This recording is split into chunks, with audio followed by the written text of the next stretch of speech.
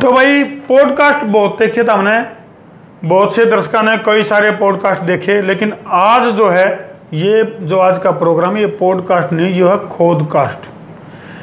बोले ऐसा पहली बार हुआ है 17-18 सालों में। और सीट पर कोई और को नहीं, एक अधिकारी मौजूद हैं और करनाल के डिप्टी कमिश्नर हैं इनकम टैक्स में, और इन तक कुछ कड़वे कुछ खाटे कुछ मीठे सवालों का जो पूरा बरोटा है सवालों का वो लेकर हम बैठे हैं। सवाल दिखते को नहीं रहे, ऐसे सवाल हैं जो दिखते नहीं, इनविजिबल सवाल। तो डॉक्टर अमन बिस्ला, डॉक्टर साहब दर्शकों ने राम राम राम राम भाई सारा ने। वो छोटे छोटे थे, फिल्म देखा करते, बोले हम इंस्पेक्टर जरा दूसरे किस्म के हैं, तो ये कमिश्नर जरा दूसरे किस्म के हैं। तो डिप्टी कमिश्नर हैं आप मौजूदा करनाल में इनकम टैक्स डिपार्टमेंट में, और आज हमारे कटघरे में फंस गए हो, हमारे कड़वे कड़वे सवालों के बीच में उलझ गए हो हैं। ठीक है, आपके सवाल की जो मिठास है हाँ जी उन्हें हम लेवांगे उत्तर तो, में। बिल्कुल बिल्कुल डॉक्टर साहब, सबसे पहले तो संसार क्रांति कार्यालय में आपका स्वागत है। धन्यवाद। क्यों नहीं, पहले स्वागत करते हैं फिर कड़वे कड़वे सवाल ठीक है, पहले स्वागत होना जी। हाँ, तो सब तो पहले तो डॉक्टर साहब ने बताओ के सोच कर आप इस लेवल पे, इस रैंक पे, यानी कि इस ऑफिसर की तरफ जो बड़े ऑफिसर चॉइस के सोच कर कभी को बड़ी नाम देगा? मेरा क्या है लाइफ में जो सबसे बड़ा मोटिवेशन है ना जी बालक का, वो अपना कर्जा तारण का हुआ है कि भाई माँ बाप ने तारे खातर कितना कुछ कराया, प्राइवेट कॉलेज में पढ़ाया, खूब रुपये लगा कर दे। 2 लाख रुपये मास्टर है पापा जी, मम्मी मैडम है गवर्नमेंट स्कूल में, गणे हुए रुपये 2 लाख रुपये साल के, और 10-12 लाख की तो फीस, रहन खाना खर्चा, तो वो कुकर खर्चा उतरे है, डॉक्टर बन के तो कोई ना उतरे। तो सपना था कि भाई पापा को गर्व महसूस कराना है, और वो कौन सा पेपर है, वो कौन सी चीज़ है इस भारत देश की जो सबसे तगड़ी है और सबसे मुश्किल है। तो फिर मैंने वो डिसाइड कराया कि भाई मैं उस पेपर में क्लियर करूँगा। ये भी वो हौसला को कराया। मैं कॉलेज में जब पढ़ाया करता, टॉपर था अपने कॉलेज का, यूनिवर्सिटी टॉप करी। मास्टर ने कहने लगे भाई तू यहाँ का तो नहीं प्रोडक्ट, अच्छा तू कहीं बढ़िया जगह जाना चाहिए, तू कहते MBBS की तैयारी कर लेंदा। अच्छा, पूरा कहाँ फंस गया तू? बाबू तो कहा मैंने इब आप करा दो कोचिंग, बोले ना इब तू डिग्री कर आए। अच्छा जी, मैं कहा कोई बात नहीं, फिर करूँगा। जो 12वीं पाचा कोचिंग नहीं करी उसकी कसर मिटानी थी। अच्छा जी, और खुद को जमाना था कि मैं अपनी कितनी काबिलियत अपनी। तो उसी काबिलियत को साबित करने के लिए संघर्ष का रास्ता बनाया। तो दर्शक जो है, दर्शकों का एक इंटरेस्ट भी बन रहा है कि भाई ये जो डॉक्टर अमन बिस्ला है ये आखिर प्रोडक्ट किसका है, यानी कि पैदाइश यानी कि जन्मभूमि। तो डॉक्टर साहब जन्मभूमि कौन सी है आपकी? जन्मभूमि जो मेरी है, पैदा तो मैं हुआ हूँ असद के पास, एक गाँव है जबाड़ा, लेकिन मेरी पूरी परवरिश जो हुई है वो सफीदों में हुई है। अच्छा। अपने डिस्ट्रिक्ट जींद में पढ़ती है। तो मेरी पूरी पढ़ाई जो 10वीं क्लास तक की है वो यहीं हुई है। पेरेंट्स मेरे जो हैं यहीं पढ़ाते थे। पढ़ाई आपकी सफीदों में हुई है? सफीदों में पढ़ाई हुई है मेरी। अच्छा, तो सफीदों की अगर मैं बात करूं तो डॉक्टर साहब एजुकेशन वाला मामला में कोई बहुत ज़्यादा ऐसा डेवलप सा सिटी को नहीं, सफीदों एक कस्बा ही है। तो उसमें पढ़ाई करके एक सामान्य उसमें स्कूलों में पढ़ाई करके आपने लगा था कि भाई आप इस लेवल पर पहुंच जाओगे? ना, स्कूल टाइम तक, इवन कॉलेज के शुरुआती दौर तक दूर दूर तक भी नहीं सोचा था कि भाई मैं कभी इस पेपर की तैयारी करूंगा। उस समय तो न्यू था कि भाई सरकारी नौकरी और जिंदगी ठीक कोर चलेगी। मामा ताऊ चाचा ये सारे गांव के थे, तो सब लोग कहते वेटनरी डॉक्टर बहुत बढ़िया पोस्ट हो, सरकारी नौकरी मिनटा मिल जाए, और जो बढ़िया नौकरी है। अच्छा, 7-8 घंटे की नौकरी है और मौज रहेगी। तो उस चीज़ को ध्यान में रखते हुए मैंने तो इसकी तैयारी जब शुरू करी थी। यानी कि मौज लेने के चक्कर में आए थे आप तो? हाँ, मुझे स्टेबिलिटी मिली जिंदगी में। अच्छा, मौज मिली कि नहीं मिली फिर? नहीं, मौज तो आज के दिन तो मौज तो भी फालतू हो रही है। फालतू हो रही मौज तो भी है। 14 जब आपकी हो डिस्ट्रिक्ट में, और बड़े तो बड़ा बिजनेसमैन और बड़े शहर के नामी गामी आदमी जब आपके पास आकर बैठे हैं, बिल्कुल उनके साथ उनसे सीखने को बहुत कुछ मिलता है और पावर भी फील हुआ है। बिल्कुल। तो डॉक्टर साहब जो गोल की अचीवमेंट की अगर मैं बात करूं तो कौन सा वो टाइम था जब आपने अपना गोल सेट करना था? कौन सा वो ड्यूरेशन थी, मतलब जिस टाइम आपने न्यू डिसाइड कर लिया था कि भाई हाँ इब तो उस ट्रैक पर जाना है? क्योंकि 8वीं 10वीं तक तो बालक डिसाइड नहीं कर पाता, उस टाइम तक तो माँ बाप का ही प्रेशर होगा कि भाई नंबर लिया बस पास हो जा। हाँ, तो आपके ऊपर भी क्या आपके जो माताजी और आपके जो पिताजी हैं, नंबर लेने का प्रेशर था आपके ऊपर? मेरी जो माँ है ना, मैं कई बार जो इंटरव्यू भी ले है, बात भी हो है ना, तो उनका नाम कभी नहीं लेता मैं। तो उसका कारण भी रखी है, यही कारण है कि वो कभी भी ना मुझे कहती नहीं थी पढ़ ले। अच्छा। मेरी माँ ने मेरे को इतनी आज़ादी और इतनी फ्रीडम दी है, पापा ने भी दी है, जय तो बिगड़े आप कि आप जो है कि अपनी मस्ती से पढ़ाई कर, अपनी मस्ती से रो। मतलब उनकी जिंदगी में ना मेरा होना ही सब कुछ है। आज भी चाहे मैं कितना बड़ा अफसर हो गया हो, जब मेरा सिलेक्शन आया सारी दुनिया झूम उठी, पापा मैं सारे और रिश्तेदार। मम्मी जो है मेरी वो स्टेबल है बिल्कुल, उनको मतलब उन्होंने कोई प्रेशर नहीं डाला पढ़ने के लिए। तो उनके लिए मेरा खुश होना, फोन कराया कर दिया, मैं बाहर रहा करता, भरतपुर से मैंने डिग्री करी है, तो बोले खाना खा लिया, राजी है। अच्छा, बस इसके अलावा क्या है मतलब नहीं, कितना पढ़ लिया, कौन सी रैंक आ गई, यूनिवर्सिटी टॉप भी कर ली, IRS भी बन गया, मैं नहीं जुआ कुछ भी हिल दी। अच्छा, चलो पहली क्लास तो शुरू करें। आपका पहली क्लास की थी आपकी, और फिर 10वीं क्लास की थी, और उसके बाद की आगे की पढ़ाई की रही? पहली क्लास मेरी हरियाणा स्कूल में हुई थी। कच्ची पहली पक्की पहली? हाँ। अच्छा। तो मेरी माँ ने बड़ा जल्दी थी पेरेंट किस बात की, तो दूसरी मेरी छुड़वा दी। अच्छा। चौथी और 5वीं में मेरी मिला दी। अच्छा। चौथी के पेपर दुआए और 5वीं के पेपर फाइनल दुआ दिए। शॉर्टकट मार के? शॉर्टकट 2 तो मेरे ये मतलब करे मेरी माँ ने, ऐसा काम था जब मेरा कॉलेज में एडमिशन लिया था ना, कुछ दिन तक बचा मैं। अच्छा। एडमिशन हो गया मेरा, जब बड़ा और छोटा होता तो उस साल मेरा एडमिशन भी ना होता।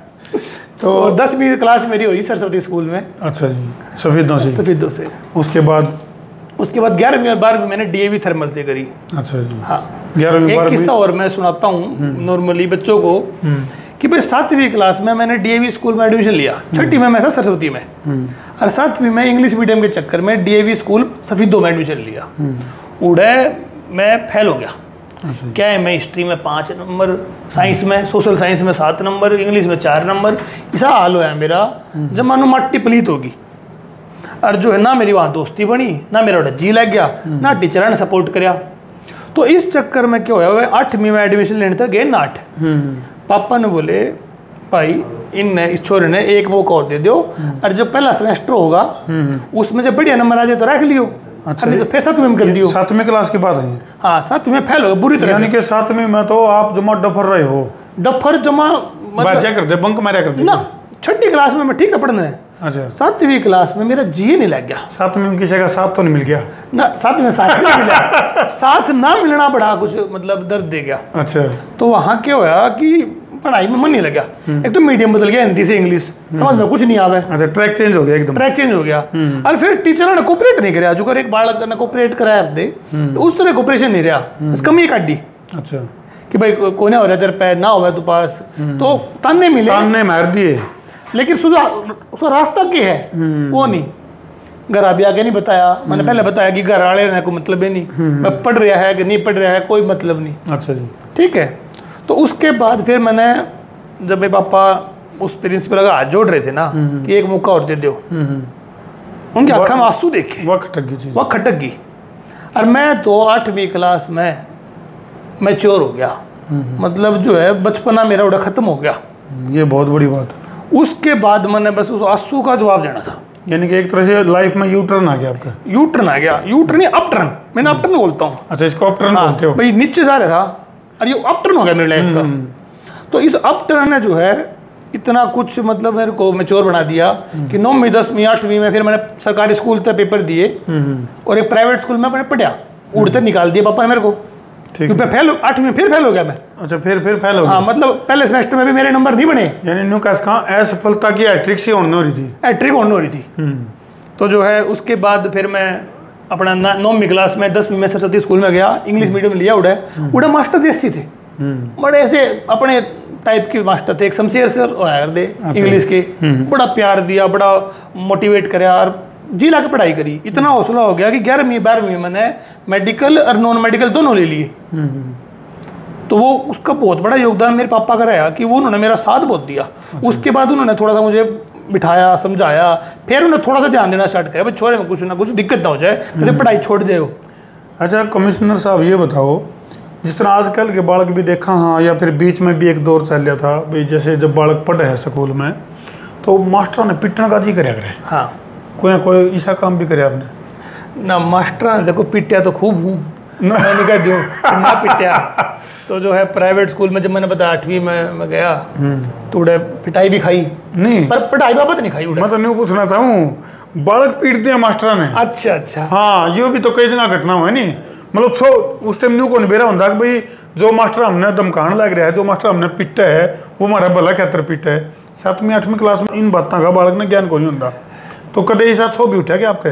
देखो वो तो मैं नरम दिल का आदमी हूँ, पर एक मास्टर की कहानी तो है मेरे पास। अच्छा। और मैं बहुत कम शेयर करता हूँ उसको। एक मास्टर हुआ करते सेवा सिंह, मैथ के मास्टर हुआ करते, क्लास में बैठ कर 10 मिनट तो वह नाखून खाया करते अपने, और 10-15 मिनट में बड़का ने कहा भाई तुम जाके सवाल काट दो, और वो बोले बहुत माड़ा करता। मेरे पापा के लिए कभी उन्होंने पढ़ाया होगा प्राइवेट स्कूल में, कुछ उनकी अनबन रही होगी, राम जाने के नफरत थी। वो मैंने अमन नाम लेकर नहीं बोला करता, ना अमन ना बिस्ला, रे बिस्ला मास्टर के रे बिस्ला मास्टर के तो ना यूं भी नहीं आया सवाल जो कर, अगर मैं करने चला गया करता भी हूँ मैं तो टोकना ही टोकना उन्हें, कि उसकी कुछ खुंदस थी पापा के लिए, और उसने वो मेरे ऊपर का ढाल था। अच्छा, सारी लड़का आपके ऊपर का ढाल, उस चीज का मेरे को बड़ा दुख रहा भाई, उस मास्टर ने बड़ा तंग कराया।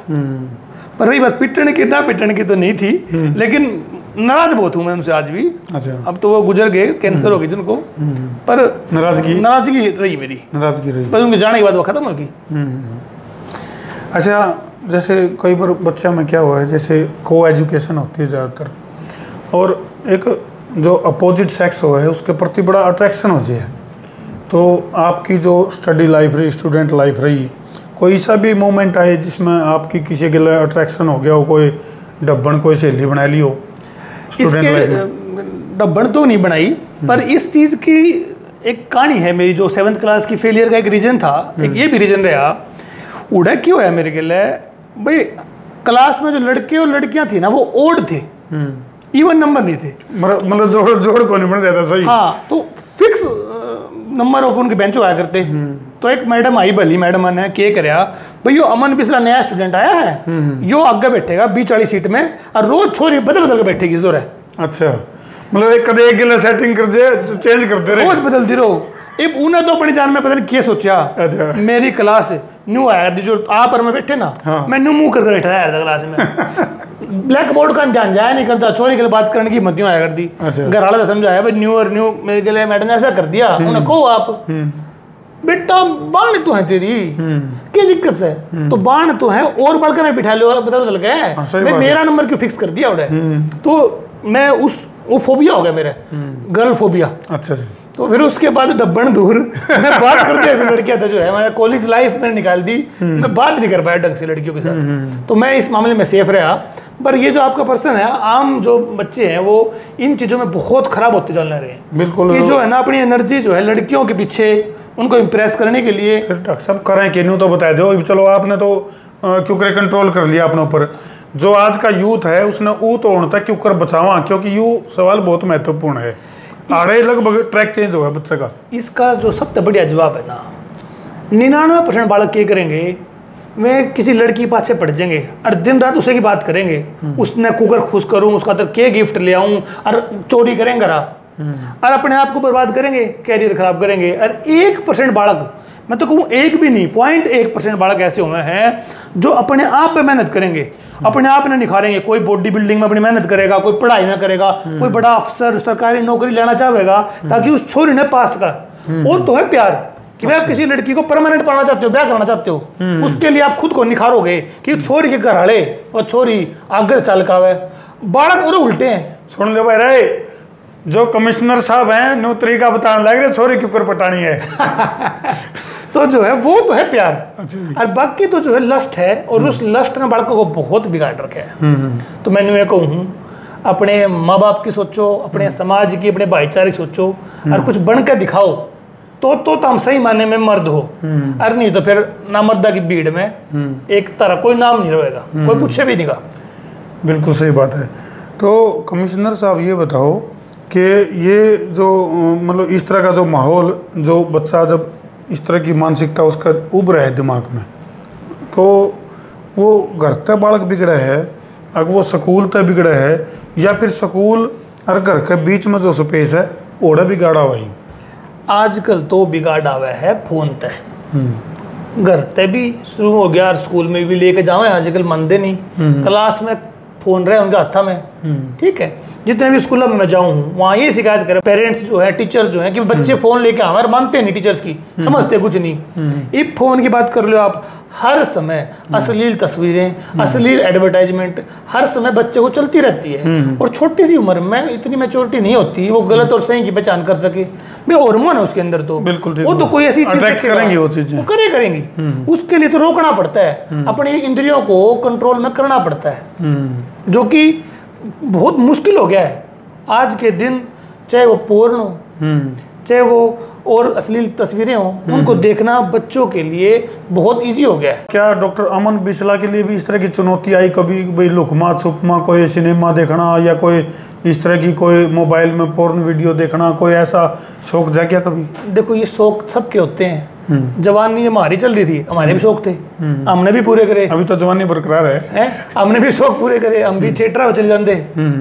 एक बार चला गया मैं थिएटर में, एक वहाँ सिविद्दो में था, थिएटर था। अच्छा जी। तो वहाँ मूवी लगी हुई थी, तो मूवी के बीच में ही उन्होंने गलत सीन चला दिया। मूवी तो कोई थी थर्ड क्लास, ताड़ी बाजी उड़ा क्या आवाज आई वहाँ। अच्छा।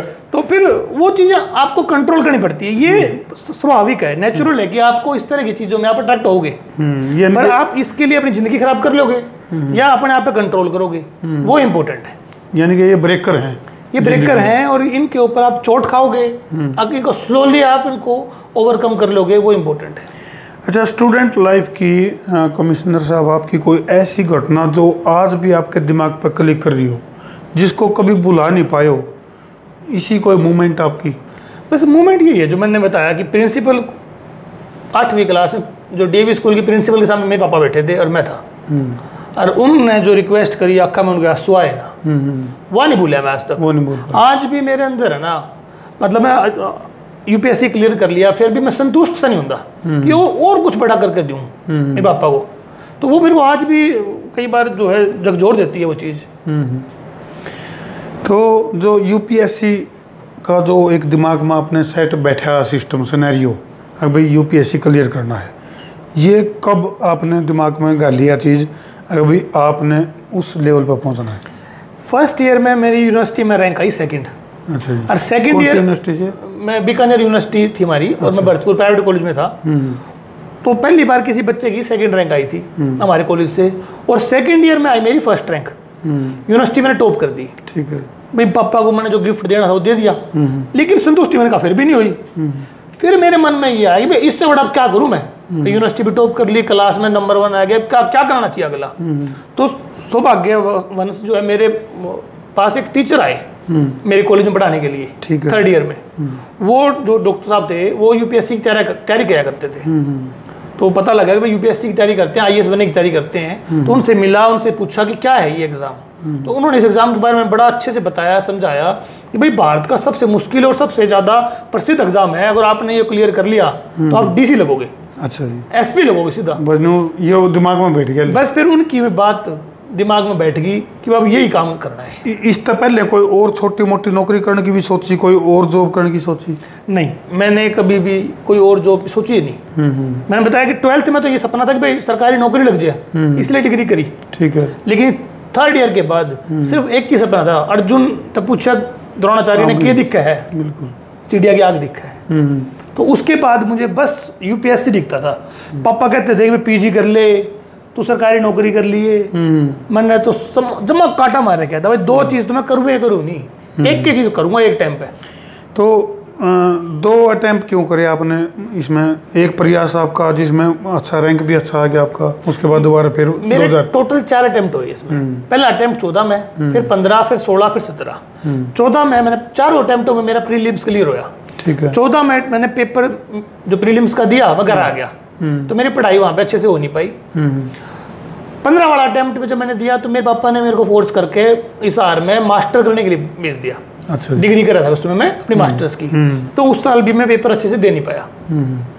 और उसके बाद जो 4th अटेम्प्ट था उसमें मैंने वो अपनी जो पीजी की डिग्री चल रही थी वो 1 साल करके और बीच में छोड़ दी। अच्छा, बीच में छोड़ दी। और फिर मैं दिल्ली आ गया दोबारा से, और 3-4 महीने मैंने जी लगा प्रीलिम्स के बाद जी लगा पढ़ाई करी, और उस साल मेरा मेंस क्लियर होया, और उसी साल मेरा इंटरव्यू भी क्लियर होया, तो मेरी जो है 316 रैंक आ गया, IAS बना मैं।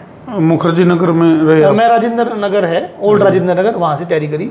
फिर उसके बाद क्या हुआ, जब रिजल्ट आता है ना, एक मौका और मिलता है, तो 2017 में पेपर दिया, उसमें भी मेरी सेम रैंक आई। पहले 2016 में दिया, फिर 2017 में दिया, चौथा अटेम्प्ट, तो उसमें सेम ही रैंक आई। और फिर जब हम ट्रेनिंग करते हैं NADT में IRS की, जब अलाउड नहीं होता देना। अच्छा जी। और जॉब मारने के बाद फिर हिम्मत नहीं हुई। अच्छा, फेलियर के कारण क्या ऑब्जर्व कर पाए आप अपने? देखो, जो अटैम्प्ट आपने क्लियर करे हैं उनकी चर्चा बाद में करेंगे आप। पहले ये बताओ आप कि जो अटैम्प्ट आप क्लियर नहीं कर पाए वो किन कारणों से रहे, वो ऑब्जर्व कर पाए आप? 14 में मैं पेपर की तैयारी करके अक्टूबर 2013 में मैंने एडमिशन लिया वाजीराम एंड रवि में। वो जुलाई में कोर्स खत्म हो गया। उसके बाद मैं जो है प्रीलिम्स का पेपर दिया और मैं घर आ गया। और घर आकर जो मेरा रूटीन बन रहा था ना पढ़ाई करने का, वो नहीं बन पाया। मैं घर के कामों में बिजी हो गया, कंस्ट्रक्शन चल रही थी, चिड़ाई देखने का बड़ा शौक था, तो वहाँ टाइम लगा दिया, हौसला नहीं आया। अच्छा। फिर 1-2 कारण ये रहे कि मेरे जो एसए में नंबर आए ना, वहाँ मैंने आंसर राइटिंग प्रैक्टिस करता था, वो नंबर नहीं दिए एक बार तो मास्टर ने। एक बार 3 नंबर, एक बार 18 नंबर, 250 में थे। एक बार तो ये लिख दिया, अभी तेरे पेपर में 7वीं क्लास वाला काम बन गया। वो काम होया, अभी तेरे पेपर में जो है चेक करने लायक कुछ बात नहीं है, तंत्र नहीं कुछ। लेकिन जब मैंने मेंस दिया और मेरे नंबर आए 136 250 में से, वो टॉपर के इक्विवेलेंट नंबर आया करते थे। 120 130 से ऊपर नंबर जो है ना वो एक्स्ट्रा ऑर्डिनरी आया है यूपीएससी में। 50% तक पहुंचना मतलब बड़ी बात है। तो मेरा जो है वो बैम भी मिट गया कि यार इस मास्टर ने तेरा बेवकूफ बना दिया। और मेरे ऑप्शनल में अच्छे नंबर आए मेरे, सिर्फ 8-10 दिन पढ़ के, क्योंकि मैं प्रीलिम्स की उम्मीद कम थी, बॉर्डर पर थी। हो गया, फिर पढ़ाई ईब करूंगा, तो मैं कंसिस्टेंट नहीं रहा। और मेन से जस्ट 8-9 दिन पहले मैं गया दिल्ली, उतने में नंबर ठीक से आ गए। अच्छा। फिर हौसला आ गया, दोबारा फिर तैयारी में लग गया, इंजन सा गर्म हो गया। लेकिन ये मेरा लगता है 7 महीने बाद है, जब इंटरव्यू का रिजल्ट आ जाए फिर नंबर आवे, तब मेरा लगे इतना टाइम पास हो रहा। पढ़ता था थोड़ी देर, पापा बोले मैं पीजी कर ले, उस समय फिर मैंने पीजी की तैयारी करी, वहाँ चला गया हिसार में। अच्छा। और जो अगला अटेम्प्ट है 15 वाला, वो इसलिए नहीं होया क्योंकि मैं पढ़ाई भी कर रहा था साथ में और ये भी कर रहा था। यानी अकेला सक्सेस रेट की अगर बढ़ाने की बात करा तो एकाग्रता जरूरी है, दाएं बाएं का ध्यान हटाना पड़ेगा, पूरा फोकस करना पड़ेगा। फोकस इसमें करना पड़ेगा। या तो मैं सभी बच्चों को बोलता हूँ जो यूपीएससी की तैयारी करते हैं, वो सोचते हैं कि साइड में पार्ट टाइम कर लें, इसने नौकरी भी कर लें, पढ़ाई भी कर लें, जो भी काम हो जाए, तो ऐसा नहीं होगा। या तो 100 मीटर की रेस है, 100 मीटर की रेस में चाहे आपके ऊपर तो वजन लद रहा है, या कोई आप बैग बस्तर पाँव चोट ले करिए, आप भाग रहे हो, और एक वो बच्चा जो सिर्फ यही काम कर रहा है, तो चांस बहुत ज़्यादा है उस बच्चे के कामयाब होने के, क्योंकि सिर्फ 100 मीटर की रेस है। बिल्कुल सही। तो इसलिए ना मैं नॉर्मली सजेस्ट करता हूँ, कुछ ऐसे स्टोरी हैं जो नौकरी करते करते या घर की जिम्मेदारियां निभाते लग गए, पर उनके परसेंटेज बहुत कम है बजाय उनके जो सिर्फ तैयारी कर रहे थे। तो अगर आपकी घर की सिचुएशन अफोर्ड करती है आपको, तो आपको फुल फ्लैश यही काम करना चाहिए। मतलब वही बात है, अर्जुन बनना पड़ेगा। तो सबसे पहली पोस्टिंग आपकी जो थी वो कहाँ और फरीदाबाद में मेरी पोस्टिंग हुई, और 2019 में मेरे को पहली बार चार्ज मिला था, जुलाई 2019 में। अच्छा, जुलाई 2019 में। तो देखो क्या होता है, जो जिस ढंग से आप आगे बढ़े, तो एक मतलब जिस ट्रैक पर आप चले, तो आपके दिमाग में यह भी रही होगी, अभी इतना बड़ा पद, इतनी बड़ी डेजिग्नेशन, इतनी बड़ी अचीवमेंट मिली है, तो इस अचीवमेंट का कितने कितने बहुत बड़ा काम करूँगा मैं, यह आई होगी दिमाग में जरूर। तो वो कर पाए इतना बड़ा काम। जैसे ना इसके अंदर अपॉर्चुनिटीज हमेशा मिलती है इंसान को कि कुछ बड़ा करने की, पर आईआरएस और आईएएस में फर्क ये है कि आईएएस में आपका काम दिखता है, आईआरएस में दिखता नहीं है। हमारा जो पब्लिक इमेज है ना, उसको बिल्ड करने के लिए मना किया जाता है। हम कोई डिस्क्लोजर नहीं कर सकते कोई भी काम किया तो, क्योंकि वो कॉन्फिडेंशियल है। कई सारी चीजें। तो अगर मैंने बता दिया तो आगे जाकर टूट गया, फिर क्या होगा। तो उसमें अगर मैं कुछ आपको बिना किसी के नाम लिए बताऊं, तो मैंने एक बार मैं गया किसी रेड ड्यूटी पे, तो वहाँ मैं 30 करोड़ रुपए का सिलेंडर उसके लेके आया। एसएससी को समझाया बुझाया, नॉर्मली लोग मानते नहीं है, वो मान गया भाई हाँ मेरा ये 2 नंबर का पैसे का है जी कागज, और ये 30 करोड़ रुपए की मैं दूंगा टैक्स। तो इसको मैं काफ़ी बड़ी अचीवमेंट मानता हूँ मैं।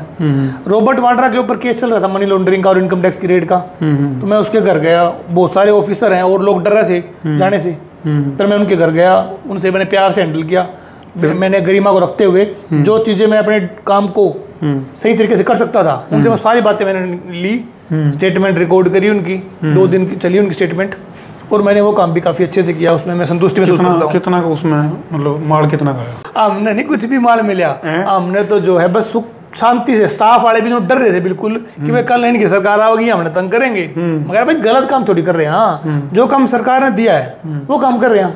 अच्छा कमिश्नर साहब ये बताओ, ईद तक का सबसे बड़ा ऑफर कितने काय करोड़ का मिला आपने? मतलब रिश्वत का ऑफर की अगर मैं बात करूं, लेन का चीज भी करे होगा, ली भी होगी, वो भी बता दियो तो। ना तो ली कदे है, और ऑफर लिए नहीं, ना लिए नहीं, और ऑफर तो जो है इतने मिले हैं, कान में बता दूंगा उसका कैमरा बना बता ना ऑफर तो इसमें इतने मिले हैं। जब किसी का आप जो 30 करोड़ की बात कर रहे हो, मैं ये नहीं बोला जी इसका 10% 20% ले लियो, मैंने छोड़ दियो आप, यो ना लिखा हो, ये कागज है, उसके ऊपर पेंसिल तो लिख रहा था, बोले जी 2 करोड़ तो पेंसिल तो लिख रहा है, नहीं तो मिटाने दो, इन्हें छोड़ दो आप, यो मिटाने दो।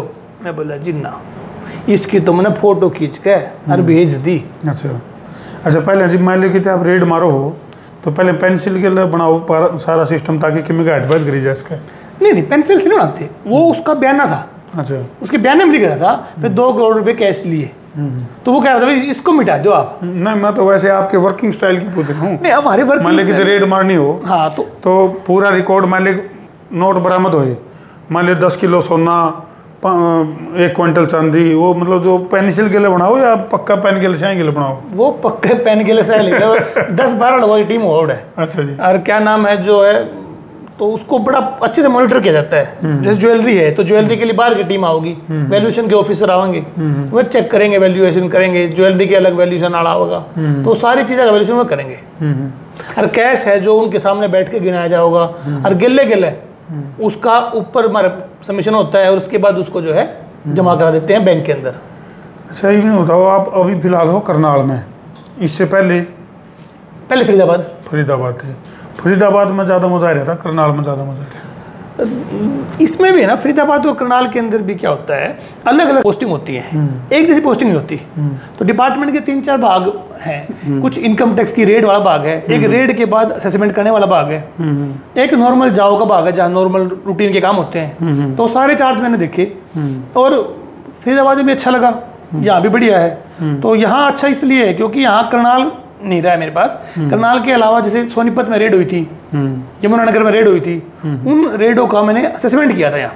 अच्छा जी। जोड़ घटा गुणा, यानी कि जोड़ घटा गुणा। मैथ से बड़ा लगाव है आपको? ना मैथ से लगाव नहीं है, फंस गया तो क्यों बना ला लो? आपके पिताजी भी मैथ टीचर रहे हैं? टीचर है मेरे पिताजी। तो गणित न्यून का बोला टाइटेनियम हमारी रगों में है, तो ये गणित आपके रगों में है? हाँ गणित रगों में, विरासत में मिल रहा है, आ गया है बस, विरासत में मिल गया, आपके पिताजी से विरासत में मिला। अरे ये पूरी जो आपकी ज़िंदगी है या फिर ये सारा सिस्टम, ये भी डिपार्टमेंट भी आपका गणित का ही हो गया? गणित का डिपार्टमेंट है। तो गणित से प्यार हो गया? प्यार तो ये वो है नहीं है, ओझे के रग है, लेकिन जो है ठीक है, मतलब जिम्मेदारी यानी भारी पड़ा है। गणित का काम करने के लिए हमारे को टी दे के सरकार ने वे करे जाए। अच्छा एक और बताओ, शादी जो है वो पोस्टिंग के बाद हुई है या पहले? पोस्टिंग के बाद हुई मेरी शादी। अच्छा। 2019 में मेरी पोस्टिंग हुई थी। अच्छा जी। और मैंने फरवरी में जो है 20 में शादी करी। अच्छा, मतलब जिसके लिए प्यार हुआ था शादी उसे के लिए हुई या किसी और? ना अरेंज मैरिज थी। अच्छा, धक्के तो फंसा दिए? धक्के तो नहीं, मेरी मदर और मेरी सासू माँ जो है वो साथ में पढ़े थे। अच्छा। और जब साथ में सेटिंग करके? उड़े नहीं, आपको सेटिंग करने का मौका ही नहीं मिला। उड़े भी ऐसा काम है, वो दोनों, मेरी मदर के पेट में मैं था और उसकी मदर के पेट में बाहर रही। उड़े डील होली 51 दिन का हमारा फर्क था, उड़े वाली डील होली। मतलब पेट में रिश्ता हो गया था। वो बोले ऐसा पहली बार हुआ 17-18 सालों में, मतलब पहली बार सुना भाई पेट में यानी कि डॉक्टर अमन बिस्ला जी उस समय पेट में थे और उसी समय आपकी मंगनी तय हो गई थी? नहीं, तय नहीं हुई थी। अच्छा। पर उस समय हम पहली बार मिले। अच्छा। मतलब मेरी वाइफ और मैं जो मिले होंगे उस समय मिले होंगे, क्योंकि मम्मी दोनों क्लास में साथ बैठा करती। 51 दिन का हमारा फर्क है। अच्छा अच्छा। मैं 9 सितंबर का, वो 31 अक्टूबर की, 52 दिन का फर्क पड़ा है। तो जो है वो सब चीजें खत्म हो गई। उस समय कुछ रिश्ता नहीं होया, बाद में होया। पर जब हम ब्याह हुआ हमारा, जब हमने बातें करी ना, तब आया कि उस समय हम कहाँ थे दोनों साथ। ये प्यार हो गया? ये प्यार तो हो ही जाए। मजबूरी है, हो गया ना। अरेंज मैरिज जरूर है, पर अरेंज कम लव है। अच्छा। पहले हम आपस में मिले, एक दूसरे से बातें करी, विचार जाने, अब फिर जो हमारा ब्याह हुआ। अच्छा। बाल गोपाल? हाँ, एक मेरा लड़का है 3 साल का। अच्छा। और एक और अभी आने वाला है अक्टूबर में। चलो, बहुत बहुत अग्रिम शुभकामनाएं। धन्यवाद। अच्छा डॉक्टर साहब, एक बात और हुआ है, कई बार आदमी जिस प्रोफेशन में हुआ है, फिर वो अलग अलग आदमी हमने देखे हैं। मान ली कई बार कोई बिजनेसमैन है, वो दुकानदार है, कोई नहीं सोचा भाई मेरा छोरा ना मैं दुकानदार को नहीं बनाऊँ। कुछ मास्टर ऐसे हुए जिनका दिमाग में नहीं हो जाए, वो मास्टरी तक तंग आ जाए, और फिर इनको आग्रह भाई मैं अपने बालक ने मास्टर नहीं बनाऊँ। तो आप जो है अपने बच्चों को क्या बनाना चाहोगे? देखो, मैं अभी तो बड़ा मतलब कम, वो जल्दी हो जाएगा, इंसान के विचार बदलते रहते हैं। पर आज के दिन अगर मेरे से कोई पूछता है कि क्या चाहते हो आप, तो आज के दिन मैं चाहता हूँ कि भाई मेरे बच्चों को मैं ना सक्षम बनाऊँ। एक तो मैं हेल्थ पे बड़ा फोकस करूँ, उनके विचारों पे, मोरालिटी पे काम करूँ उसकी, और उसको इतना सक्षम बनाऊँ कि वो खुद डिसाइड करे। मैं डॉक्टर, इंजीनियर, अफसर, ये इन लाइनों में उसको भेजना ही चाहता, मैं मना भी नहीं करता, लेकिन उसकी इंटरेस्ट किस चीज़ में बढ़ेगा, मैं उस चीज़ को निखारने में उसकी हेल्प करूँगा। मतलब क्योंकि ना मैं इस बात का फर्म बिलीवर हूँ कि हर आदमी का टैलेंट है ना, अलग है। जो 3 इडियट मूवी आई ना, मैं पढ़ा उसका पहले से ही मैं उसका मैंने भी 3-4 बार देखी फिल्म। तो मैं मानता हूँ कि मेरे बच्चे के अंदर जो गुण है ना, वो उनको मैं निखारने का प्रयास करूंगा, बजाय कि मैं कहूँ यही काम तेरे को करना है। और मैं पेरेंट्स को भी ये अर्ज करता हूँ कि बच्चों को ना उनके मन की जानो। भाई मछली है पानी की रानी है, और घोड़ा जो है बार बार जगह है। उल्टे ना करो, कहते घोड़े ने पानी में गिर दो और मछली ने बाहर काट दो, क्योंकि तुमने बेरा को ना कि वो मछली है घोड़ा है, और बेरा करने की कोशिश भी ना करो, वो राम ने बना रखा है। तो सही मायने में उसको वो माहौल दो जिसमें आपका बालक जाना चाहे है। जब बालक खुद कंफ्यूज है उसकी मदद करो। ठीक बात है, थोपो ना। तो ज़्यादातर यूथ से कनेक्ट होने की, मैं कई बार जैसे आपके बारे में जो हमारे द्वारा इन्फॉर्मेशन है कि कनेक्टिविटी में रहते हो आप यूथ की, सबसे बड़ा मूल मंत्र क्या है कि यूथ को ऊत होने से बचाया जाए। इसके अब तक का जो आपका पूरा लाइफ का जो अब तक का सफ़र है, उसका जो निचोड़ है भाई के वो प्रिकॉशन है, कौन से वो जरिए हैं अगर भाई यूथ को ऊत होने तक बचाए इसका? वैसे तो भाई साहब मेरे पास जो बच्चे आते हैं ना, मैं लाइव सेशन लेता हूँ, 1-to-1 मेंटरशिप करता हूँ बच्चों की फ्री ऑफ कॉस्ट। वे सारे बच्चे ना बढ़ने वाले बालक हैं जो जीवन में कुछ बनना चाहे हैं, क्योंकि उनका लगन लग चुकी है जब भी मेरे पास आए हैं। भाई मेरे चैनल पे पढ़ाई की बात हो है, ठीक बात, मैं कुकर यूपीएससी तैयारी करनी है, के टाइम टेबल रहा है, तो मेरा इंटरेक्शन नॉर्मली उन बच्चों से हुआ है जो सुधरे हुए हैं। अब क्वेश्चन आपका कि जो ऊत बच्चे हैं उनका क्या समाधान है? जो ऊत हो लिए, ऊत का समाधान फर्स्ट हैंड मेरा कोई एक्सपीरियंस नहीं है, पर अपने थ्योरेटिकल नॉलेज के साथ या प्रैक्टिकल समाज की नॉलेज के साथ जो मैं कहूँगा, उनका समाधान, सबसे बड़ा समाधान जो है उनके माँ बाप के पास है, पहला समाधान तो। और दूसरा समाधान जो है उन बच्चों को खुद ही अपनी जिम्मेदारी, मतलब सही और गलत का फर्क समझना पड़ेगा। चाहे कितने माँ बाप कह लो, मैं कह लूँ, आप कह लो, किताबें कह लो, उन्हें खुद ही करना पड़ेगा। और अगर वो नहीं कर रहे हैं तो अपनी ज़िंदगी का ही वो सर्वनाश कर रहे हैं, ना कि आपकी, ना मेरी, ना अपने माँ बाप की। अगली ज़िंदगी बड़ी कठिन होने वाली है उनके लिए ही। तो अब मेरा जो मैसेज है ना ऐसे बच्चों के लिए, अगर वो हमें सुन रहे हैं, तो कि ज़िंदगी जो खराब होगी ना वो तारी होगी, बालक परेशान होंगे ना वो तारे होंगे। असल तो ब्याह नहीं होता है, अरे हो गया तो छोड़ के जाएगी, और रह भी गई तो उसकी ज़िंदगी भी, तेरी ज़िंदगी भी, और तेरे बच्चे की ज़िंदगी भी उसकी जिम्मेदारी ले ले आज, और नहीं तो फिर जो है पछतावेगा। सही बात है। पढ़ाई के अलावा और कौन सा कीड़ा रहा दिमाग में? पढ़ाई के अलावा मुझे क्रिकेट का बड़ा कीड़ा रहा है। अच्छा जी। भी जीवा है कि मर गया? ये भी जीव है, कभी मौका लग जाए ना अकेडमी, मतलब इसके बच्चे हो जो हमारे इनकम टैक्स के टीए इंस्पेक्टर में खेल रहे हैं, तो मैंने जरूर बुला लिया करें, कह रखे भाई मैंने बुला लियो। अच्छा। मैच हो तो खेल आऊँ। और इसके अलावा मैंने किताब पढ़ने का बड़ा शौक है, तो मैं किताब बहुत पढ़ता हूँ। मेरी सफलता में मेरा साथी, मेरा गुरु अगर कोई रहा है तो वो मेरी किताबें रही हैं, मोटिवेशनल और सेल्फ हेल्प बुक्स। मैं ये बहुत पढ़ता हूँ। अच्छा, सूत्रों का वाला था, हमने खबर मिली है कि भाई आप भी कोई बुक लिखने की तैयारी चल रही है आपकी भी? हाँ, एक बुक, एक पढ़ने के साथ साथ भी लिखने भी लगी। हाँ, क्योंकि आप जितना पढ़ लेते हो ना तो फिर आपका भी कीड़ा उठ जाए कि भाई कुछ मैं भी ज्ञान दूँ समाज को, मेरी बातों को मैं भी कैसे रखूँ। तो जब मैं तैयारी करा करता ना, तो वहाँ इतनी नोट्स, इतनी किताबें एक सब्जेक्ट पे, इतने कोचिंग मटेरियल कि बालक कंफ्यूज रहा करते, मैं भी रहा करता। तो मैंने धीरे धीरे मेरे दिमाग में विचार आया कि यार तू पागल हो रहा है कि इतनी चीज पढ़ेगा तो रिवाइज कब करेगा, रिवाइज कर लेगा तो आंसर राइटिंग कब करेगा, तो तू किसे का धंधा है। मान लीजिए मैंने मेरे 20 दोस्त हैं, जरूरत पड़े मैं कह रहा एक भी काम नहीं आवे। सही बात। और जब मैं उतने घंटे, मान ली 20 घंटे में रहा है और मैं 20 दोस्तों ने एक घंटा दूँ तो कोई मेरा पक्का दोस्त को ना बने। लेकिन जब हफ्ते में मैं 20 घंटे एक या दो दोस्तों ने दूंगा नहीं, मैं मेरे जिगरी बनेंगे। सही बात। अरे यह चीज़ है, मेरी बुक का नाम है पावर ऑफ लेस। भाई लेस जो है वो मोर है, वही ताकत है। तो किताब जिन्हें मैं पढ़ा करता नहीं, उन्हें मैं बार बार रिवाइज कराया करता, नोट्स बनाता। पहले तो मैं छटता उसमें थे कौन सा इंपॉर्टेंट है, 5 साल के क्वेश्चन देखता, उन्हें छोटा करता, 10% से भी कम में, और फिर उसमें मैं बार बार पढ़ता। भाई आप और मैं आज बात कर रहे हैं, घंटा 2 घंटा बैठांगे, आधी बात याद नहीं रहेंगी, लेकिन जब हम रेगुलरली बैठांगे ना तो याद जरूर होगी। जब आप किसी चीज़ ने एक बार पढ़ोगे ना, पेपर में काम को ना होगा, जो आप दीजिएगी बैठ का मुंह पठाकर रवांगे कि क्या उत्तर है इसका। और जब आपने वो बार बार पढ़ रखी होगी, रिवाइज कर रखी होगी, तो आपके जीवन में काम और आपके पेपर में काम आओगी। तो इससे मेरा ये जो बुक लिखने का आइडिया यहाँ से स्टार्ट होया कि भाई लेस पावर ऑफ मोर नहीं। आज हमारा क्या है, हम नई नई चीज खरीद लिया, नई गाड़ी घोड़े सामान, जरूरत हो ना हो किताब खरीदने लग जाए तो 20 डाल की 100 डाल किताब खरीद लिया, भर लिया जमा, वो एक फोबिया बन जाए। पढ़ने का टाइम कौन है। फेसबुक पे इतने दुनिया भर के दोस्त बना लिया, फोन में कॉन्टेक्ट लो आज के दिन 1000 तक हम किसी के फोन में कॉन्टेक्ट है कौन है। 34,000 तो मेरे में। और दोस्त के नाम पे क्या गिनती के दोस्तों ना हो, तो उड़े भी है बात लग है पावर ऑफ लेस। अरे थोड़े बना लो, पर ऐसे दोस्त बना लो जो जीवन में कुछ सिखा दे आपने, जिन्हें देखा प्रेरणा आवा आपने। तो ये है मेरा टाइटल। तो डॉक्टर साहब, जिस तरह पढ़ाई का कीड़ा आपका मरे नहीं अब तक, और डिप्टी कमिश्नर हुआ फिलहाल करनाल में इनकम टैक्स डिपार्टमेंट में, और भी आगे बढ़ना चाह रहे हो कि आगे ब्रेक लग गई? ये मेरा सपना यो है कि मैं बालका को जो है सही रास्ते पर जाने के लिए प्रेरित कर सकूं। मैं जो है यूट्यूब पे अपना वेबसाइट बनाई है, वहाँ मैं ब्लॉग लिखता हूँ, ये वीडियो बनाऊंगा वहाँ, ठीक है। बच्चों के साथ मैं लाइव 1-to-1 सेशन लेता हूँ। अच्छा। उनके जो समस्याएं हैं, क्योंकि मेरे पढ़ाए हुए कुछ बालक जो है ना IAS IPS बने, मैंने उनको सब्जेक्ट नहीं पढ़ाया, पर पढ़ना कैसे वो पढ़ाया।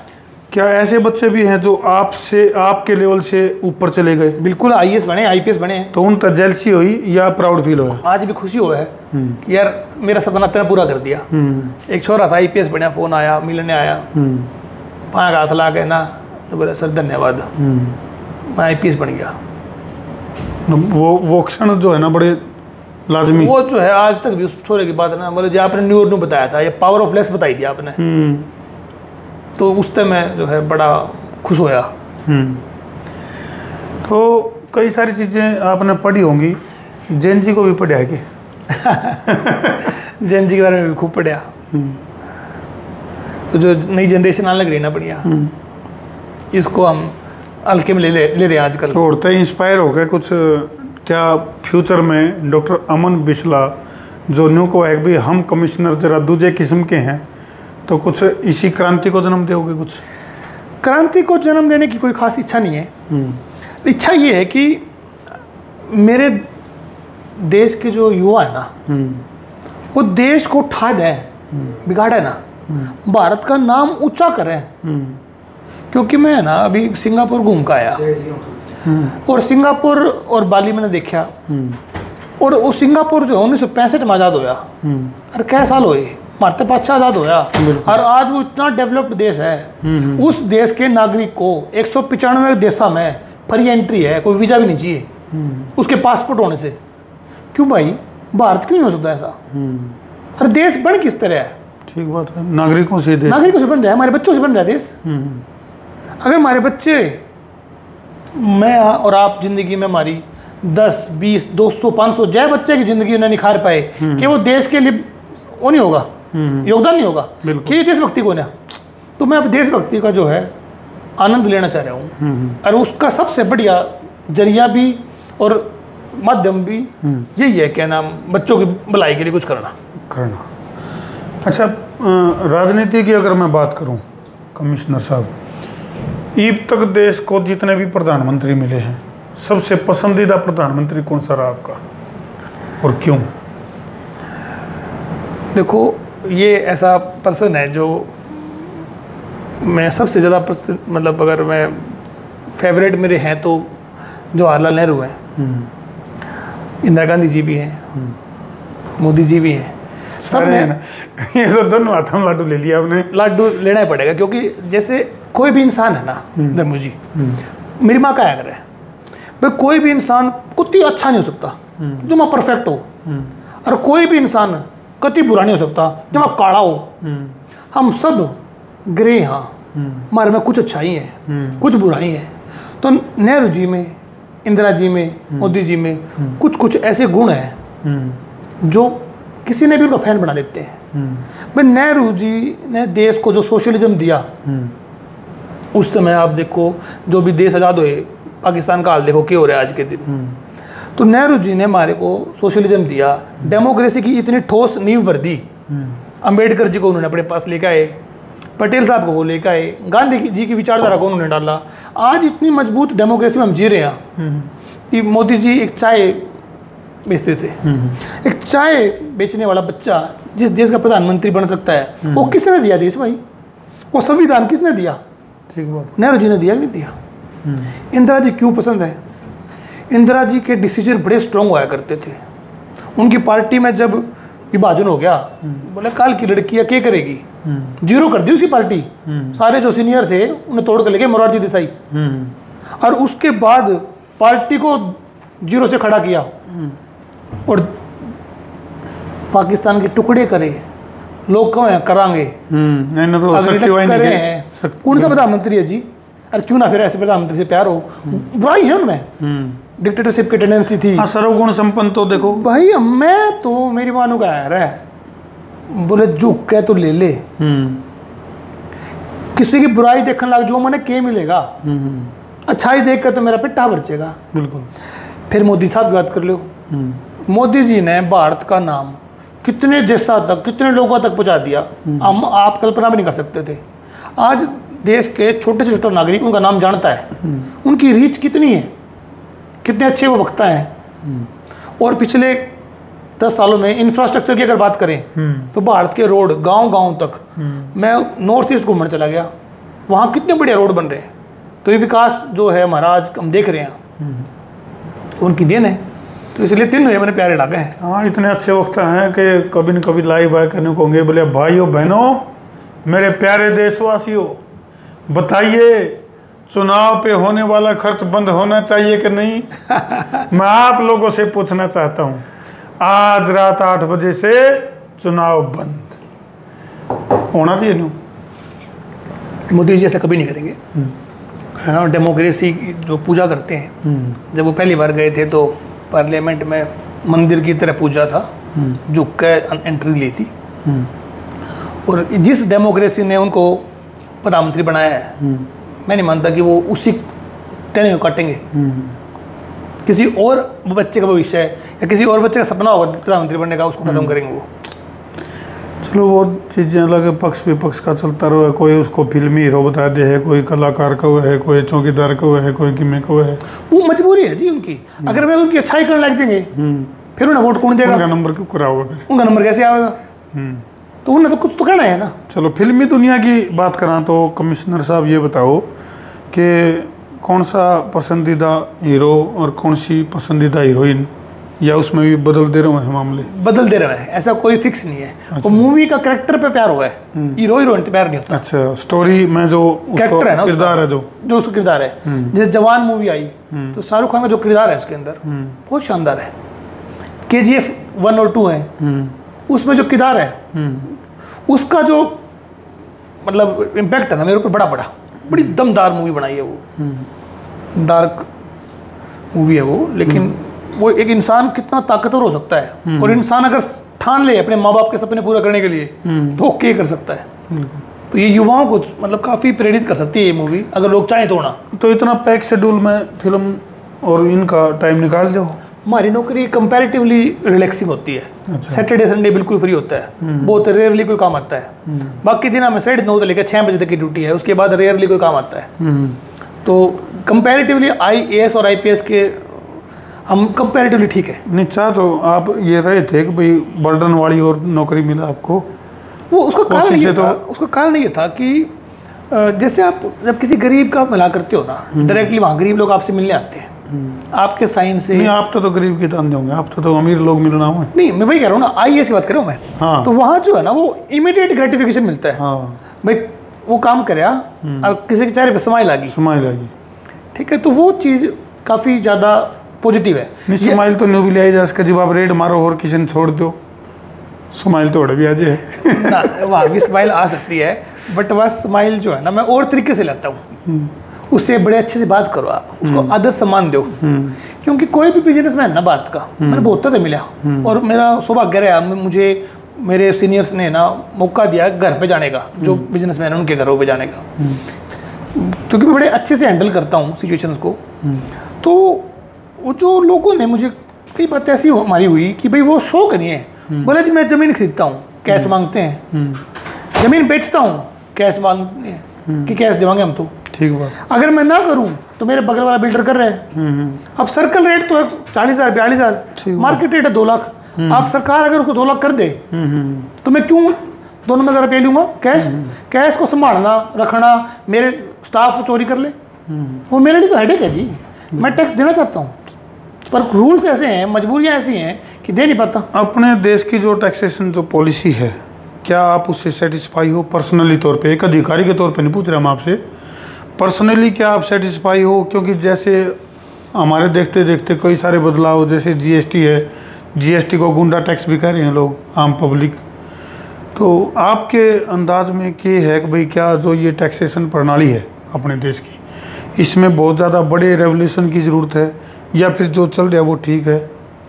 देखो जो चल रहा है ना वो काफ़ी हद तक अच्छा है, उसमें बहुत सुधार करने की ज़रूरत नहीं है। कोई छोटे छोटे सुधार जो इम्पोर्टेंट होते हैं वो हम देख रहे हैं कि वो धीरे धीरे होते जा रहे हैं। जैसे अब इनकम टैक्स है 1 लाख तक की बढ़ा दी, भाई 1 लाख तक अगर आपकी इनकम है तो कोई टैक्स नहीं है, तो जिससे जो है आम नागरिक जो थोड़ा सा उठ रहे हैं, क्योंकि उसकी सैलरी जो है ना, दिखा तो एक आदमी की सैलरी हुआ लाख तो ऊपर, लेकिन जो आदमी प्राइवेट में ना लाख की नौकरी कर रहा है ना, उसके बच्चे, उसकी बीवी, माँ बाप, भाई बहन, उन सब का खर्चा उठाता है वो। तो अब सरकार ने उसको टैक्स फ्री कर दिया, तो वो जो है काफ़ी बड़ा रिलीफ है। इससे ऊपर करेंगे तो फिर देश के लिए दिक्कत आएगी। जिस देश में इतने गरीब हैं, जिस देश में हमें इतने सरकारी स्कूल, सरकारी हॉस्पिटल चलाने हैं, अगर हम टैक्स कम कर देंगे तो भी दिक्कत है। जो कॉर्पोरेट का टैक्स रेट है वो भी काफ़ी हद तक ठीक कर दिया है सरकार ने। टैक्स रेट ऐसा कर दिया है, और देश में 50% टैक्स है, 40% आम है टैक्स, हमारा वो भी टैक्स कम हो गया है। और रही बात GST की, तो GST में जो चीज़ें लग्जरी कार हैं या कोई सिगरेट है, ऐसी चीज़ें जो हार्मफुल हैं या जो बड़े लोग ही अफोर्ड कर सकते हैं, उन पर टैक्स अच्छा होना चाहिए। और जो लग्जरी गुड्स है उन पर ज़्यादा टैक्स है, और जो हमारी आम जरूरत की चीज़ें हैं उन पर 0% टैक्स भी है, कोई 5 है कहीं 12 है, तो अब उसको और भी कम कर रहे हैं। तो एक विकसित और विकासशील देश में जो फ़र्क होना चाहिए ना, उसके लिए हमारी टैक्स पॉलिसी बिल्कुल सही है। हमें विकसित बनना है अगर, तो उसी के हिसाब से चलना पड़ेगा। उसमें एकदम हम रातों रात कुछ बदलाव कर नहीं सकते, बहुत बड़ा बदलाव नहीं लिया, और बड़े बदलाव की जरूरत भी नहीं है, क्योंकि वो काफ़ी हद तक अच्छी है। तो ये छोटा सा ब्रेक ले लें एक बार, चाय पी लिया, गला सूख गया हमारा। बिल्कुल क्यों नहीं। तो जी डॉक्टर अमन बिचला जी, छोटे से ब्रेक के बाद इंजन गर्म करके एक बार फिर प्रकट हो लिया अपन दर्शकों ने एक बार और राम राम आन दे। राम राम भाई सारा ने। तो डॉक्टर साहब, एक तो है जीरो और एक है हीरो। आपकी लाइफ में आपने जीरो भी देख ली, क्योंकि 7वीं क्लास का जो आपका रिजल्ट है वजह आज हम डिस्क्लोज कर दें तो लोग क्या कहोगे आपके बारे में? मतलब 12th फेल के बाद 7th फेल की फिल्म आओगी भाई। हाँ एक तो मूवी के जिक्र चले 12वीं पास और 12वीं फेल, और 7वीं क्लास के जिक्र आपके जो चल रहे हैं। तो जीरो और हीरो, इसके बारे में क्या कहना चाहोगे? जीरो और हीरो जो है ना, आप अपनी मेहनत से, लगन से जीरो का आगे आपका जय जी करे 1 ले लो अरे 0 ले लो, वो आपके ऊपर निर्भर करता है। और अगर आप खुद को बदलना चाहते हो तो आज ठानो और फिर 1 साल बाद बताना कितना बदलाव आया। खुद को हर दिन थोड़ा थोड़ा बेहतर बनाओ जी, और जीरो से हीरो बन जाओ। मतलब बहुत थोड़ा सा अंतर है, बहुत थोड़ा थोड़ा प्रोसेस का ही फर्क है। बिल्कुल सही बात है। लेकिन इसके बावजूद भी कमिश्नर साहब बहुत बड़े बड़े जो एजुकेशन हब हैं, कोटा जैसी जो संस्थाएं हैं, मतलब इन जगह पे भी जो वह बच्चे जिनका ड्रीम है कि ऑफिसर बनना, एक ऐसे लेवल पर पहुंचना, और वह बच्चे कितने 1 नंबर तक कितने रह जाए, कितने 2 नंबर तक रह जाए, और वह सुसाइड तक कर लें। कारण क्या है? सुसाइड करने का कारण, सबसे बड़ा कारण जो है ना, बच्चे जो है अपनी ज़िंदगी को बहुत नैरो कर लेते हैं कि एक एग्ज़ाम को सफल करना ही ज़िंदगी का मकसद है, जो कि कभी हो नहीं सकता। अपने माँ बाप को खुश करने के लिए या उनके प्रेशर में वो उस काम की तैयारी करते हैं जो उनको दिल से अच्छा लगता ही नहीं। किसी बच्चे ने अगर MBBS डॉक्टर बनना या PMT की तैयारी करना पसंद नहीं है और उसके पेरेंट्स रिलेटिव प्रेशर डाल कर वहाँ भेजेंगे, वो बच्चा वहाँ रिजल्ट आएगा नहीं, बिल्कुल, तो वो मायूस हो गया होगा। और सबसे बड़ा दुख होगा उसको कि मेरे सपने तो टूट गए, जो मैं करना चाहूँ था वो तो नहीं होया, तो बच्चा भी खोया, बिल्कुल, और पद तो कहा लक्ष्य भी गया, बच्चा भी गया, सब कुछ गया। यानी कि उसकी मेंटल पावर जो है वो इतनी स्ट्रॉन्ग करनी पड़ेगी कि वो कितनी बड़ी सफलता, कई बार सफलता वाले आदमी भी सफल होने के बाद भी ऐसा कदम उठा लें। पीछे एक IAS थे, उनकी जो वाइफ थी, उनके साथ उनकी बनती नहीं थी, झारखंड कैडर के थे। हाँ, वो लाइव वीडियो भी बनाई और वो जो है सुसाइड में वीडियो बना के और वो मरे, सुसाइड की उन्होंने। यानी कि सफलता रास नहीं आई एक तरह से ना, सफलता रास नहीं आई, सफलता की वजह से नहीं मरे। सफलता पाने के बावजूद भी जिंदगी नरक बनी रही कि भाई माँ बाप से मिलने के लिए रोका गया, पर सफलता के बाद वो अपनी ग्रोथ को भूल गए। एक समय आता है कि लोग सफल होने के बाद अपने आप को रिजिड बना लेते हैं, ग्रोथ छोड़ देते हैं, बुक्स पढ़ते हैं उसको छोड़ देते हैं, मेडिटेशन है या दोस्तों से मिलना है उसको बंद कर देते हैं, अपने आप को सोशल समाज से कट कर लेते हैं, जिससे उनकी ग्रोथ रुक जाती है या उनके अंदर अहंकार आ जाता है। तो उस चीज़ को, उस अहंकार को ना आने के लिए ना आने देने के लिए आपको किताबों का, गुरुओं का या फिर अच्छे दोस्तों का साथ चाहिए। बिल्कुल। तो डॉक्टर साहब, जैसे आपकी जो एक होता है ना मदर टंग, उसका जो फ्लेवर है वो आपकी जुबान में है। हाँ। उन्होंने कहा अगर जुबा केसरी, उस केसरी की बात नहीं कदे ऐड मान जो भाई। तो ये जो फ्लेवर है ये बरकरार है कि इतने उच्च पद पे जाने के बावजूद भी, एक अधिकारी बनने के बाद भी, कमिश्नर बनने के बावजूद, मदर टंग जो है वो आपके फ्लेवर में झलक रही है। मदर टंग मेरे फ्लेवर में नहीं, मेरे बिहेवियर में भी है। मेरी वाइफ तो मुझे कई बार कह देती है कि तू ऑफिसर लगता है कौन? अच्छा, मैंने उसको कहा मैंने लगना है कौन? लगना है कौन? पे ऑफिसर की परिभाषा तारी नजर में जो है ना, मैं वो नहीं हूँ। जो मैं हूँ मेरे लिए वो मैटर करता है। मैं ऑफिसर पढ़ के अपनी पर्सनालिटी को खो दूँ क्या? मैं ड्राइवर हुआ, मेरा गार्ड है, MTS है, कोई बार गरीब आदमी मिल जाए, मैं उसके लिए इतना कंफर्टेबली और ऐसे बात कर लेता हूँ कि जैसे जो है मेरा भाई हो। बिल्कुल। और वह चीज़ मैंने सुकून देवे, वह चीज़ जो है ना मैंने आदमी बना कर रखा है कि तो आदमी है। बिल्कुल। और इंसान से प्यार कर ले, या अफसरी का घमंड जो है दिमाग पे न चढ़े, इसलिए मैं इस चीज़ को इंश्योर करता रहता हूँ। वो एक फिल्म का गाना है नहीं, बोले आदमी हूँ आदमी से प्यार करता हूँ। इसका आपके दर्शक जो मतलब गलत ले जाएंगे। बस यही अपराध मैं हर बार करता हूँ, मतलब काटने कौन दे वहाँ पर, इतना मौका ही कौन दे वहाँ। तो कमिश्नर साहब ये बताओ, मतलब जैसे जो सॉन्ग या जैसे अगर मैं बात करूँ एक आर्ट से जुड़ना या कुछ इस तरह की रुचि भी आपकी लाइफ में रही? नहीं, आर्ट से मैं जुड़ नहीं पाया कभी। मतलब आवाज़ इतनी मेरी अच्छी नहीं लगी मुझे कि मैं गाना एक गा सकूं। और पेंटिंग हो गया, म्यूज़िक हो गया, उसमें मेरा इंटरेस्ट नहीं रहा कभी।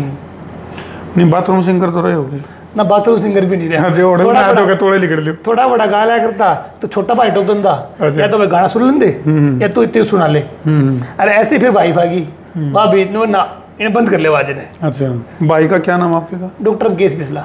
डॉक्टर अंकेश बिस्ला, वो क्या करते हैं? वो वाइज IAS अकेडमी है, अच्छा। जो वेटनरी डॉक्टर्स के लिए कोर्स बनाती है, जो सरकारी डॉक्टर लगते हैं उनकी तैयारी कराती है। हरियाणा में अभी जो बच्चे सिलेक्ट हुए थे उनमें 80% जो बच्चे थे वो डॉक्टर साहब के पढ़ाए हुए थे। हरियाणा की जो टॉपर लड़की थी वो डॉक्टर साहब की पढ़ाई हुई थी। यूट्यूब पे इन्होंने पढ़ाया बच्चों को, फ्री ऑफ कॉस्ट पढ़ाया पहले, अच्छा जी। और फिर अब जो है एक प्रॉपर अकेडमी का रूप धारण कर लिया है। ओके, तो कई जगह स्लोगन लिखे देखा करा सोशल मीडिया पे, बोले भाई प्लस भाई बराबर तबाही। तो आप लोगों का बैलेंस कैसा है भाइयों का? मतलब 36 का आंकड़ा है कि 72 का आंकड़ा है, क्यों है? हम दोनों भाई साथ ही रहते हैं, तो एक ही घर में हम रहते हैं। एक म्यान में दो तलवार है, और जो आगे एक है- जंगल में दो शेर है ना, वो जंगल में 2 शेर जो है ऐसे है कि वो अपने काम को पूरे अच्छे से करते हैं, और मेरी जो काम है वो बिल्कुल अलग है। साथ में अगर काम करेंगे ना तो झगड़े हो सकते हैं, विचार नहीं मिलते, बाप बेटे के, भाई भाई के विचार नहीं मिलते। तो वो अपना अकेडमी का काम संभालते हैं। मेरी कभी जरूरत पड़ती है तो मैं उनकी मदद करता हूँ, एज ए गेस्ट लेक्चरर भी जाता हूँ कभी उनकी अकेडमी में। अदरवाइज जो है हमारा बड़ा अच्छा संबंध है। अच्छा, मतलब बताने की जरूरत पड़ गई है ना, कर्मों और धर्मों की जोड़ी जो है मुकेश और अमन की जोड़ी है। ये तो हमारा तो आत्मा का गठबंधन है जी। हाँ बिल्कुल सही बात है। तो क्या हम ये मान सका भाई डॉक्टर अमन बिस्ला और डॉक्टर अंकेश बिस्ला इनका भी इसी तरह से आत्मा का गठबंधन है, या कभी बीच में कभी प्रॉपर्टी को लेकर या कभी इस तरह का वाद विवाद झगड़ा फसाद कुछ? नहीं, अभी तक तो गॉड ग्रेस, बताना नहीं चाहते? अभी तक तो गॉड ग्रेस की वजह से हम दोनों भाई एक छत के नीचे रहते हैं और कोई झगड़े नहीं किसी मतलब 1 और 1 11 1 और 1 11 1 और 1 11 1011 1011। चलो भाई, कमिश्नर साहब से कुछ कड़वे कुछ खाटे कुछ मीठे सवाल हमने लिए हैं, और नाम तो प्रोग्राम का था पॉडकास्ट, लेकिन यूँ हो गया है खोदकास्ट। अरे भाई हमने कमिश्नर साहब को खोद मार के कुछ सवाल लिए हैं, और यह वीडियो तो हम देखने भी लग रहे हो, तो ताकि अगली बार और खोद मार के कुछ और कड़वा इसका इनका भीतर की बात और भीतर की बाँप, तो कमेंट सेक्शन में डॉक्टर साहब के लिए कुछ कड़वे कुछ खाटे कुछ मीठे सवाल भी ज़रूर लिख दियो, ताकि अगली मुलाकात में करनाल के जो डिप्टी कमिश्नर हैं इनकम टैक्स के मौजूदा, और इनसे कुछ कड़वे खाटे मीठे सवाल और लिए जा सकें।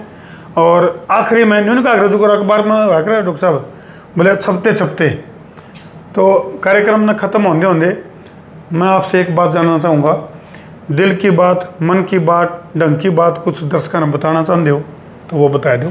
मैं आप सभी का बहुत बहुत धन्यवाद करना चाहूँगा कि आपने ये पॉडकास्ट अगर अब तक आप सुन रहे हो तो आपको सच में कुछ वैल्यूएबल मिला होगा। आप मुझसे भी जुड़ सकते हैं, मेरे चैनल है यूट्यूब चैनल पे आप मेरी वीडियो देख सकते हैं। मैं 1-to-1 session free of cost लेता हूँ। अगर आप पढ़ाई कर रहे हैं और लाइफ में किसी भी स्ट्रगल में है, कोई डाउट आपके जीवन में आ रहा है, तो आप 1-to-1 सेशन बुक करें डॉक्टर अमन बिस्ला की साइट पे जाकर। मैं आपके डाउट्स को जूम सेशन के थ्रू एड्रेस करूँगा। आप लोगों से मैं लाइव सेशंस के थ्रू भी जुड़ता हूँ, जहाँ पढ़ाई को लेकर टिप्स और आपके डाउट्स को दूर करता हूँ। Thank you so much. मैं धर्मू जी का भी बहुत बहुत धन्यवाद देना चाहूँगा कि उन्होंने मुझे मौका दिया इनके प्लेटफॉर्म पे आके अपने बात रखने का, और इनके क्वेश्चंस जो हैं बड़े मिठास भरे। कड़वाहट तो नहीं थी, कड़वाहट तो बिल्कुल भी नहीं थी, उसके लिए मैं बहुत आभारी हूँ। अगली बार करेला खा खावांगे।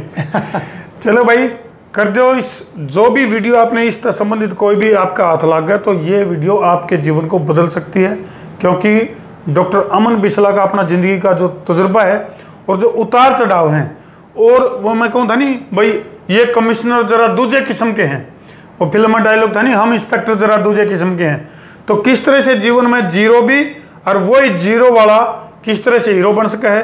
कई सारे उतार चढ़ाव जो इनकी ज़िंदगी में आए वो आप लोगों के साथ साझा करें, वो किसे लगे कमेंट सेक्शन में ज़रूर लिख दियो, और भाई कर दो वीडियो में शेयर, सवा शेयर, गब्बर शेयर बिना देर। मैं हूँ आपका अपना देसी पत्रकार धर्मू।